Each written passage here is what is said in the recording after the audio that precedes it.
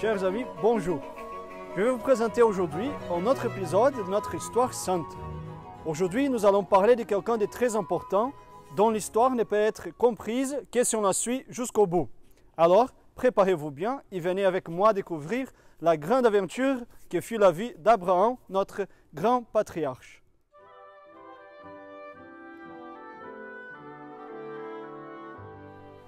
Voici qu'un jour, un jeune homme, chef d'une tribu, était tout seul avec ses troupeaux dans la plaine, non loin des rives de l'Euphrate. Tout d'un coup, ce jeune Abraham entend une voix qui lui dit « Abraham, Abraham ». Immobile, avec peur, le jeune Abraham hésitait à comprendre, mais la voix continuait à appeler par son nom. Alors, devinant que c'était la voix de Dieu, il se prosterna la face contre terre et il dit « Seigneur, me voici, prêt à obéir à vos commandements. Mon Dieu, que voulez-vous » Et alors Dieu lui dit « Abraham, je sais que tu es mon ami. Toi et ta tribu, vous me connaissez et vous me vénérez. Écoutez-moi, je ne veux plus que vous restiez ici au milieu de ces gens méchants qui habitent ici. Partez, toi et les tiens, allez là où je vous conduirai.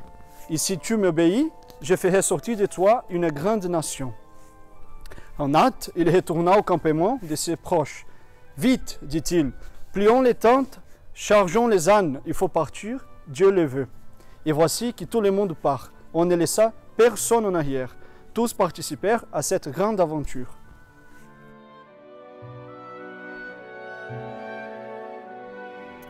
Mais où allait-on? En fait, Abraham, le chef, lui-même ne le savait pas. Il connaissait seulement le lieu de la première étape, Haran.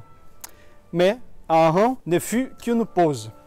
Le pays que Dieu réservait aux Hébreux, le peuple d'Abraham, était encore plus éloigné.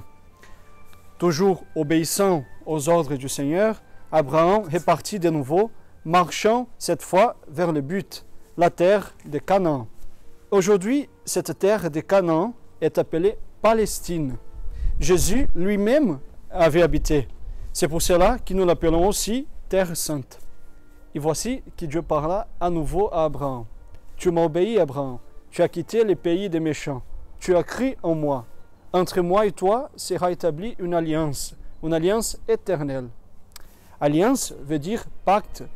Dieu fit à Abraham une promesse.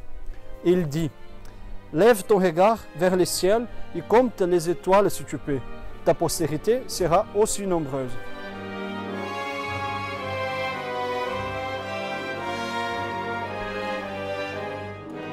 Imaginez, chers amis, la joie d'Abraham. Il allait avoir plus d'enfants qu'il le ciel d'étoiles.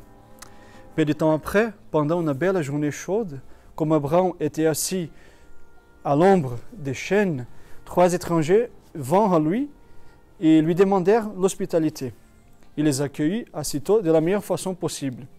En effet, ces 3 étrangers, ils étaient des anges envoyés par Dieu pour annoncer à Abraham une très bonne nouvelle. Il allait bientôt avoir un fils. Et en effet, quelques mois plus tard, Sarah, sa femme, eut un petit garçon et on l'appela Isaac. Comme tout papa, Abraham aimait beaucoup son fils Isaac. Isaac avait grandi pour la joie de ses parents. C'était maintenant un garçon d'une quinzaine d'années, peut-être, quand la voix de Dieu appela Abraham. « Abraham, me voici Seigneur, a dit Abraham. Et Dieu dit, prends avec toi ton fils Isaac, celui que tu aimes tant, va sur une montagne et là, offre-le un sacrifice. » Mais pourquoi Dieu demande-t-il à Abraham de tuer son fils? Pour montrer qu'il aimait Dieu plus qu'Isaac? Quelle demande épouvantable! Abraham devait être complètement bouleversé. Pour autant, pas un instant, il songea à désobéir. Il prit avec lui Isaac et monta sur la montagne pour faire ce que Dieu avait commandé.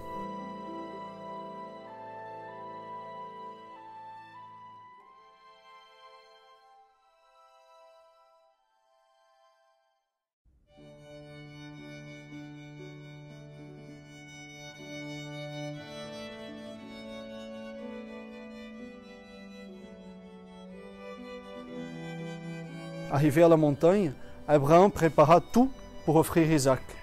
Il le mit sur l'autel, il le prit le couteau pour les tuer.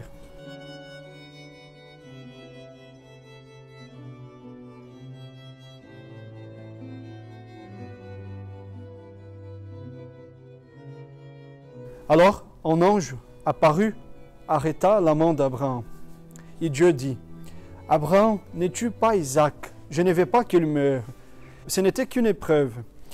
Tu m'as montré que tu m'aimes plus que tu n'aimes Isaac. Comme récompense, je te dis que ta postérité sera plus nombreuse que les sables au bord de la mer. »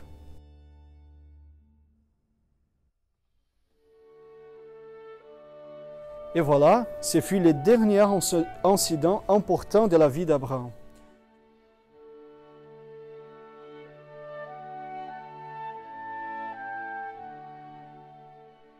Les dernières années d'Abraham se passèrent dans la paix. Autour de lui, le peuple devenait de plus en plus nombreux. Et on l'appelait les patriarches, c'est-à-dire les pères de tous. Enfant, Abraham mourut, il avait alors 175 ans.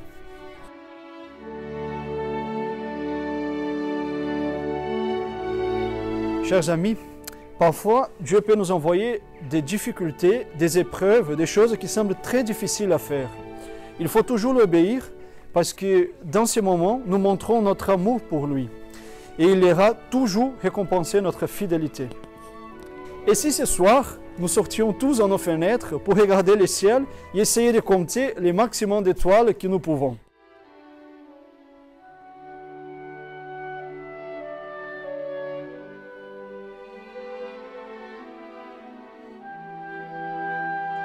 Merci chers enfants et à la prochaine.